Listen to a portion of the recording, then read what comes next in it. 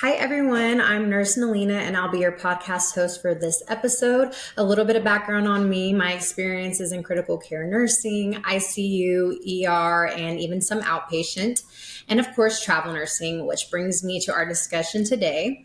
So many of you are still interested in travel nursing and wanting to know how to find the best assignments, the best agencies. And honestly, I wish there would have been more resources out there like this when I had first started traveling. So I hope that today can be a resource for you all, whether you're on the fence about traveling, currently traveling, or even if you're just curious about it. Now, today I do have a guest because I feel like it's important to hear from nurses of all experience levels and backgrounds. So with that, I have Miss Natalia Zapata here with me. She is an RN and has been a travel nurse for 7 years. So she definitely knows what she's doing, guys. I actually met Natalia through a travel assignment where we got to talking and we were just like, okay, so travel nursing. Has it all been said and done already? Probably yes, but there's always new things to learn and more advice to give. So that being said, I think we should really start from the beginning on how we got here and what led us to traveling. Well, hi guys. As Nalina said, my name is Natalia. Super excited to be here and thank you so much for inviting me. So 7 years as a traveler, a lot has been done, a lot has been learned. I'm super excited to say that I have had the opportunity to see many different states in the country. I have worked in different cultural settings and it's been fun. It's been a nice journey. I had a lot of fun.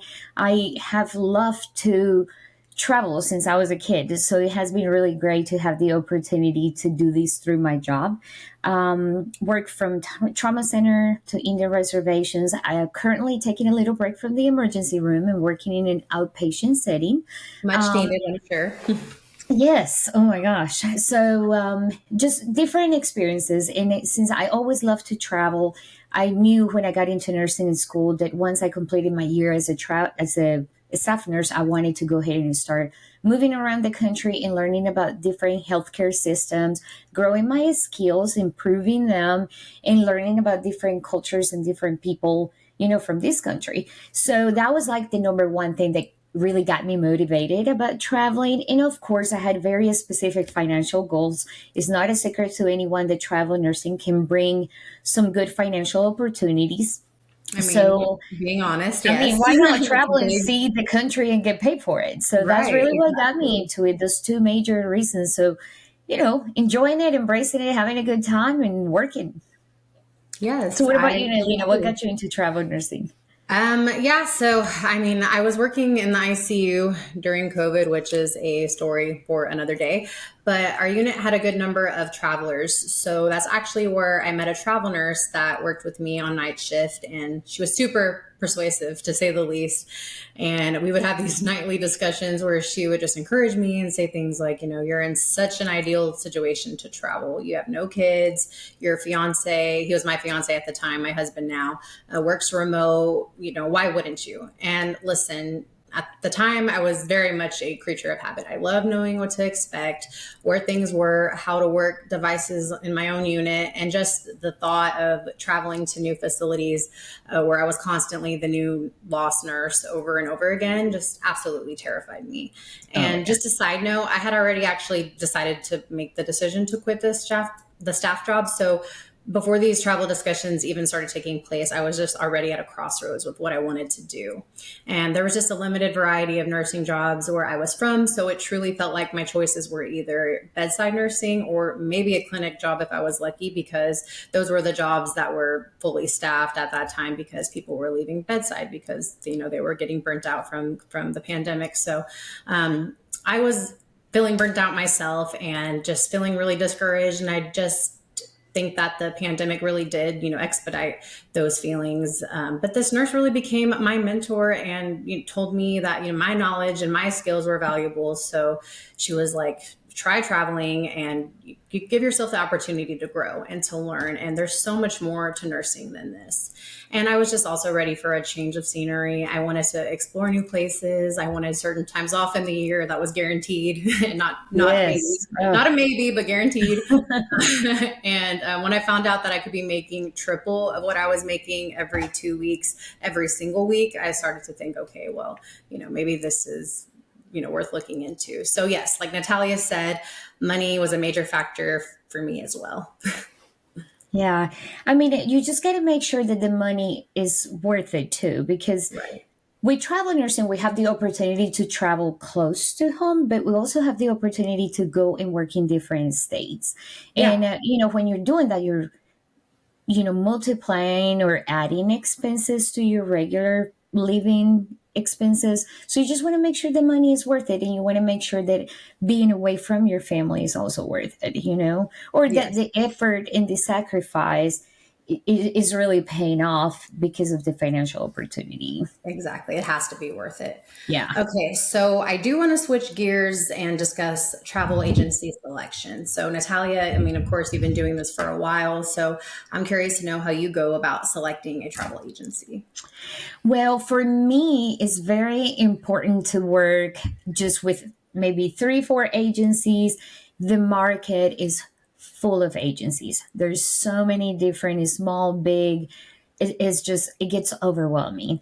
And then you have all these recruiters calling you. So, what I try to do is just use referrals from my friends, because I think it gives me more comfort and it makes me feel a little better to know that I'm working with someone that one of my friends had worked with before. They know the agencies, they know the recruiter, they know the type of jobs that these agencies can provide. So word of mouth is basically like my number one choice. And then if these 3, 4 recruiters cannot get what I need or what I'm looking for, then I go to social media platforms or just to Yeah. the websites. But that's pretty much the way I go. I try to use referrals. Okay, so more on word of mouth and like the Yeah. personal experience of friends. And I feel like that's actually the case with most travelers. They seek those agencies that have the best reputations and, that you hear about more. But honestly, that's something I didn't consider when I first started traveling. When I first started, I was all over the place with travel agencies. I had made all these different accounts and would just look into all of these different assignments that the agencies would post. Hence all the thousands of recruiter calls that I still get, and I'm sure everyone does. But yeah, you know what I'm talking about. But Oh my just like gosh. Yeah. yeah. But yeah, initially I was just focused more on the actual assignment details, like the pay, the location, the hospital, the specialty. I mean, was it the shift I wanted? And, whatever assignment could check all those boxes would ultimately be the one I'd be like, okay, I'll agree to be submitted to and see if they like me. But now that I have traveling experience, I do recognize that there are important factors to consider when choosing an agency. For example, do they offer benefits? Oh yeah, Medical, that's a big one. dental, yeah, it's a huge one. Vision, life insurance, 401k, all the good stuff. These are important and we need to be asking and getting all those details. Guaranteed hours, that's another one. So do they offer guaranteed hours for assignments? So an example of this is if your contract is 36 or 36 or 40 hours a week and your shift gets canceled by the facility, will your agency guarantee that you'll still get paid for those hours? I've been with agencies who were amazing and offered guaranteed hours, which meant that I did get paid on those days when the facility would close down, whether it be on a holiday or say a snowstorm hit. But the key was that the facility had to be the ones to make the decision to close. And that example is more related to like outpatient travel nursing. I guess like an equivalent to this for, bedside nursing would be if the census was low, you got put on call, or if your shift was canceled, would you still get paid for those full hours? Now, on the other Yeah. hand, I've also been with agencies that are like, okay, no, you only get paid for when you work. That's funny though. But yeah, so your facility just has to be the one to make the decision. And this can definitely just make a difference in your choice selection, I think too. But another one is sick time. So just be familiar with the laws regarding sick time in whatever state you're practicing. I'll leave And that yes, at guys, like this is really important. It yes. is a lot of information, but if you can take little notes on some of the tips and the things that we're saying, because if this is your first time trying to approach travel nursing or you want to give it a try, you're curious about it, it's hard to ask questions when you don't really know what to ask. So the things that Nalina are saying are super important when it comes to like hours, guaranteed hours, the terms of the contract. Some of the other things that we can always ask when we want to talk to an agency about the job is, do you do travel reimbursement? If you're living in North Carolina, like my case, I'm from North Carolina, and then you're going to go travel to California, hey, do you have a travel reimbursement money? You know, most of the agencies, most of them, not all of them, would give you some money, and it could be anywhere between $400 to 800 or 900, depending on the terms of the contract. And you can use that money. Usually that money is paid back to you after the first week, and you can use that money to kind of, reimburse yourself in some of the expenses for gas, hotels that you had to pay on, on the way to your assignment. So that's one of the good things, that some agencies would offer. Yes. So So save your always ask for receipts. that. Yeah. Yes, save your Yes. receipts, and because some of the agencies will make you actually turn in the receipts. Yeah. Some just want your mileage. It just depends, but those are things that you can discuss with your recruiter. Another thing that they offer that many times we don't know, we don't get told about these, is referral bonuses or Yes. completion bonuses for the contracts. So if you have a friend, you refer a friend, and after that person finishes their contract, most times some of the agencies will give you a bonus for referring your friend. And completion bonus, if you finish your contract, you get a little extra money for finishing your contract. So that's really good. Not everybody does, but like I said, it doesn't hurt to ask. Yes, it doesn't hurt to ask. And just like the bottom line, too, is just make sure you're advocating for yourself and Mm-hmm. asking these things, because while the actual assignment is important, of course, I promise you the agency you choose can influence your experience. I've personally had experiences with amazing agencies like New West and IDR Healthcare, just to name a couple. But whatever agency you choose, always do your homework. Like Natalia said, be prepared to ask these type of questions. But I do now want to dive into first experiences with travel nursing. So, Natalia, you've been traveling for a while. So, since you began traveling, are there any particular experiences that stick out to you that you'd like to share? Well, I think that first experience as a traveler, that was something that I will always remember because it's your first time. You're full of fears, maybe a Yeah. little intimidated about trying something new. So I decided, even though I love to travel, it's different when you go live somewhere for 13 weeks. So I decided to pick an assignment that was closer to home. So my first assignment was 3, 4 hours away from home. I was able to talk to the during my interview to suggest or ask and see if they could schedule my shifts all in a row so I could have more days off and I could just go home during my days off. So that was a good thing. That's something else that you can also ask, hey, can I work my 3 shifts in a row, or can I do block scheduling? So that's what I did the first time. I was actually very surprised and very excited to see that I did really well adjusting to a new place. There's so much to see, so much to learn. I learned that I cannot say I love this job or I hate this job within the first 2 weeks, because the first 2 weeks is a process of adjustment. So that was one of the things that surprised me. It really kind of motivated me to get a little brave and just try, well, maybe next time I'm going to go to, I don't know, South Carolina. Maybe next time I'm going to go to Maryland. Maybe next time I'm going to just push it to Arizona. So, you start discovering more from yourself. In my first experience, I was able to see that I did well and I did okay being away from home. So that was very significant for me. And also to see and evaluate if the money was worth it to be away from home. So all those things are things that were very significant for me. And of course, during COVID, very strong days, very strong months Sure. Yes. working on this. So that I think that's something, the pandemic, that we are never going to forget as a Mm, healthcare workers. So no. those two things were, important for me. Okay. Okay. Yeah, and just like what you said with the pandemic, I mean, that was basically my first experience in a nutshell. I was in ICU for my first contract, and I actually started this contract as the third wave of COVID was starting. So I mean, pay wise, it was around 2,300 a week because the rates were dropping right before that wave hit.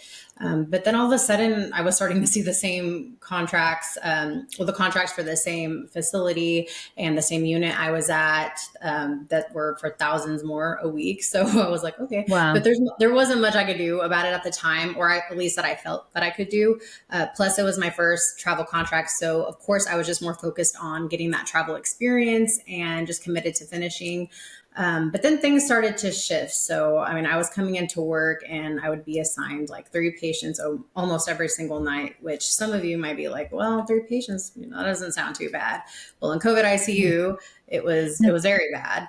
that is a And heavy load. it's a heavy load. And, these patients were typically intubated or on the verge of being intubated, sedated, paralyzed, and in positions where they had to be moved every so many hours.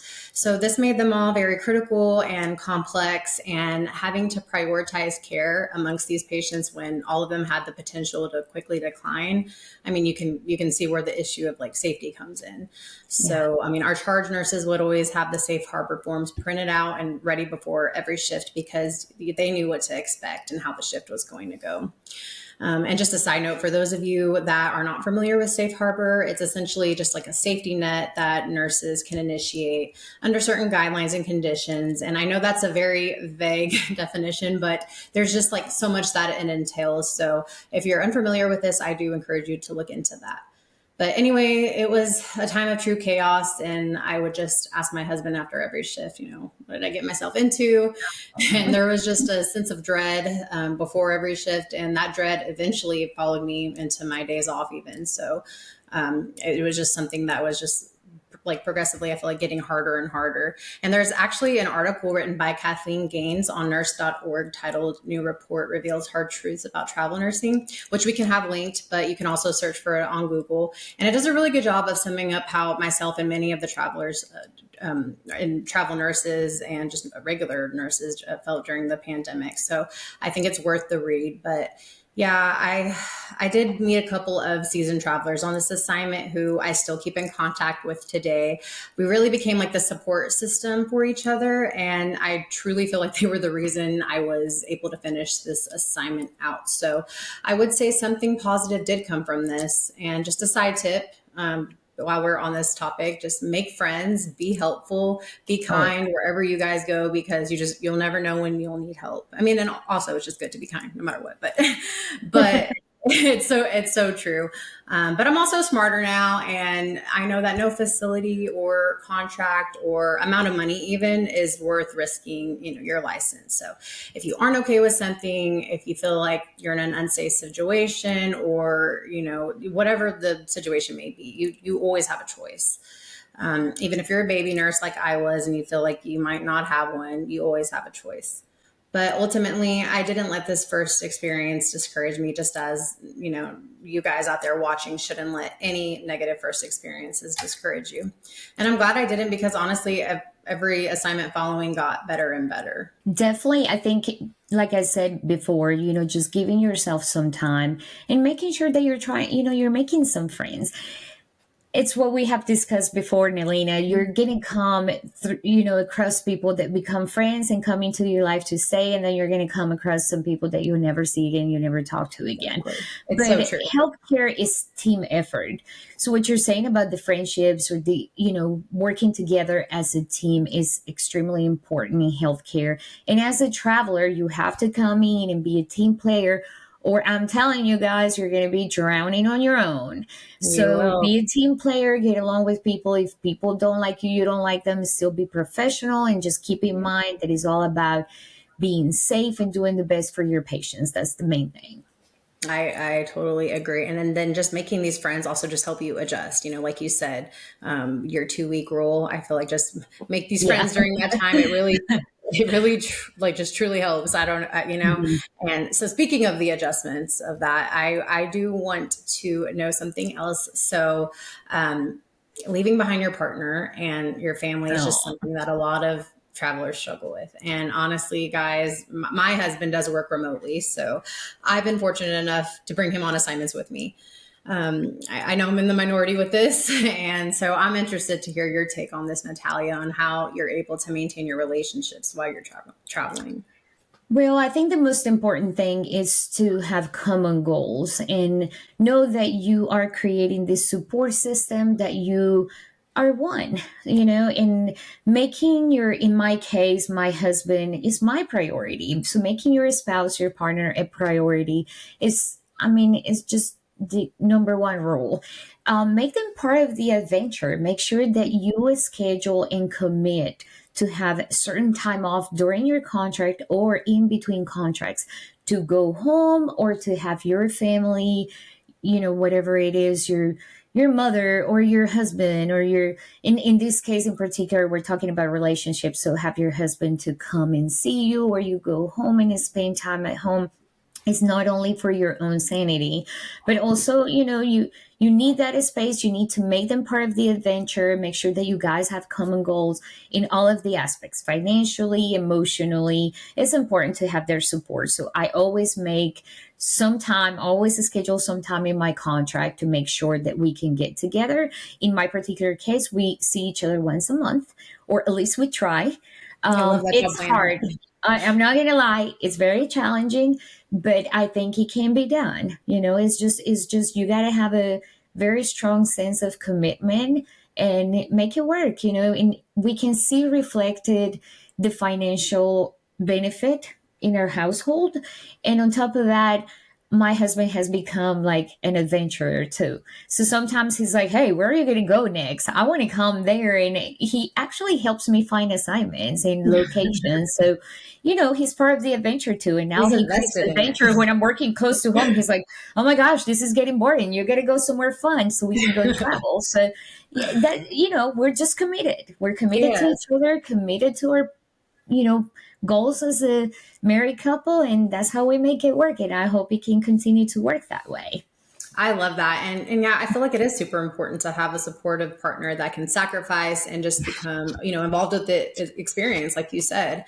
And so I really do respect you and all the other nurses out there who are making this sacrifice and remaining positive, because I'm sure, like you said, it isn't always easy, but I'm sure refocusing on your goals and why you started traveling to begin with maybe helps just a little bit. But Yes. yeah, okay, okay. So travel nursing is such a broad topic, and there's so much that we can cover, but I do want to mention some helpful tips for all you potential or new travelers out there.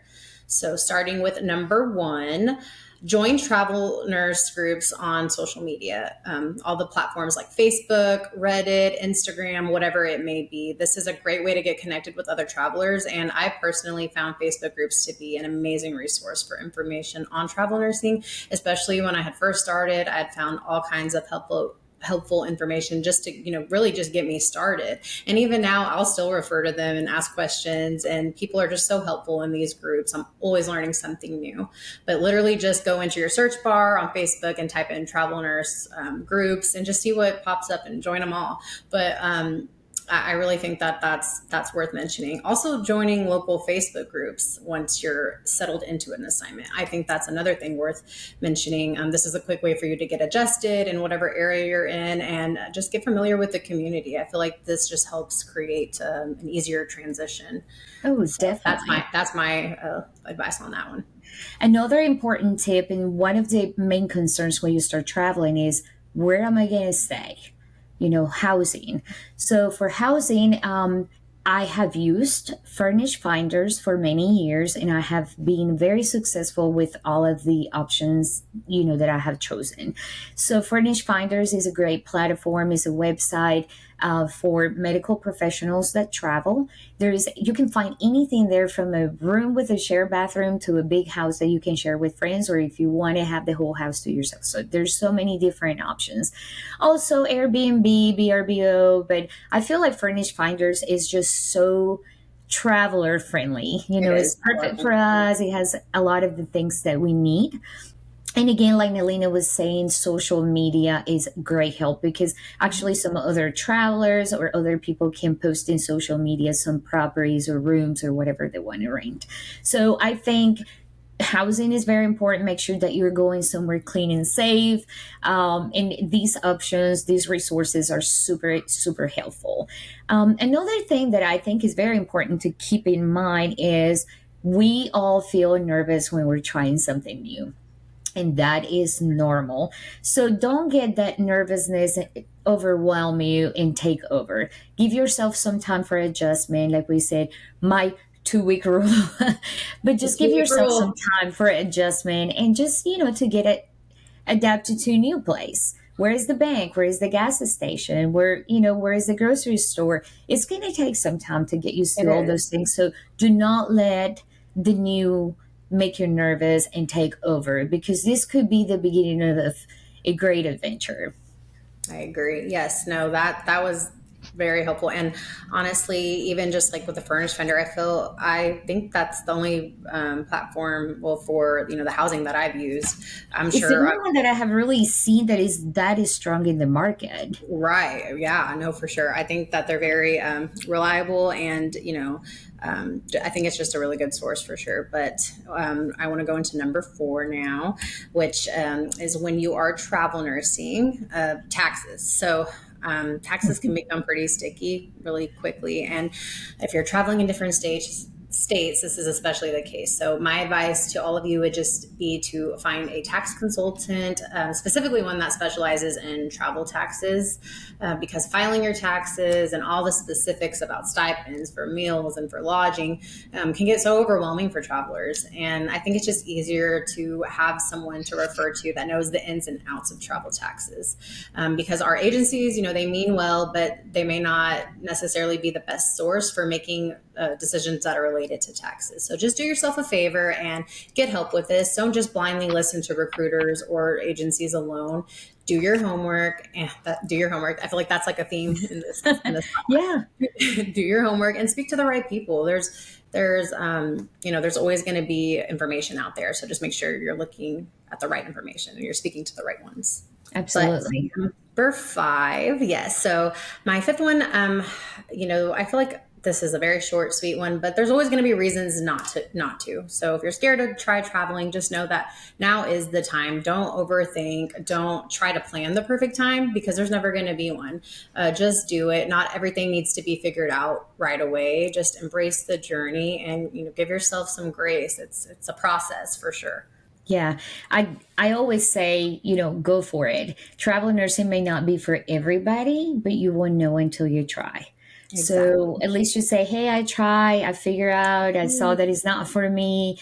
Go back to a staff job. There's Yeah. lots of jobs. And they're always going to be there is the thing. So, Yeah. try this, and then, try something new, and then go back to staff. Like Natalia said, if it's not for you, but at least try it. At least try it if it's something that you're thinking about. Okay, guys. So, like I said, travel nursing is a super broad topic, and this episode focused more on personal experiences and some key points related to traveling. If you're wanting us to go more in depth with any of these topics we discussed, or if you have any new topics or questions you'd like me to cover, let me know.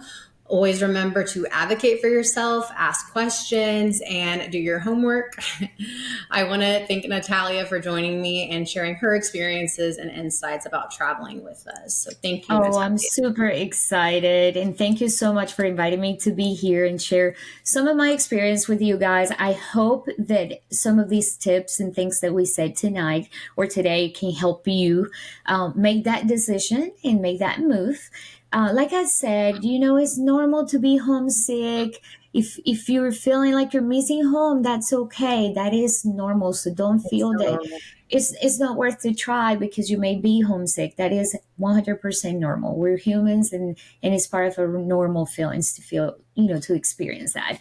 Another thing, as we're closing and wrapping up things, is never do anything that you feel uncomfortable doing.